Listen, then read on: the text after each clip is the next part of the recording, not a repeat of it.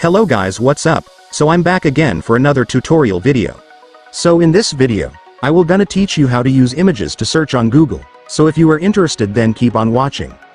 But before all that, if you are new to my channel consider to like and subscribe for more videos like this, and also, you can comment down below if you have something that you want me to make a tutorial about. So without further ado, let's start the tutorial. So how to search using images on Google.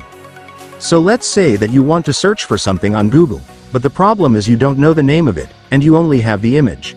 Don't worry guys, there's actually a way to search for it, as long as you have the image. Let me show you how. So let's say that you want to search for the name of these shoes in this image for example.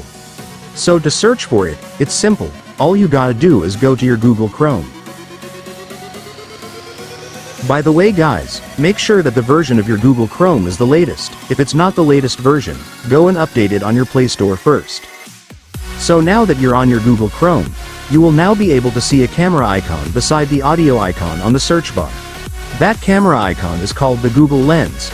The Google Lens is used for searching using a photo or image on Google. So to search using the image, just go and tap Google Lens. And after that, just go and select the image that you want to search. Let's say that this is the image that you want to search for example. So to search for it, go and tap it. And after that, wait for Google to process it. And there you go, here is the result of the image search. As you can see, all the information of the shoes are right here, such as the brand, the name of it, and also the price. You can all find it here. And so that's just how you search on Google using images guys. It's easy right? Now that you've watched this video you can now do it yourself. So that concludes our tutorial video for today. I hope it helped you.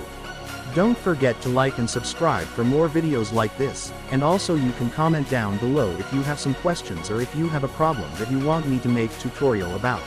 So that's all guys, see you in my next video. Thanks for watching, goodbye.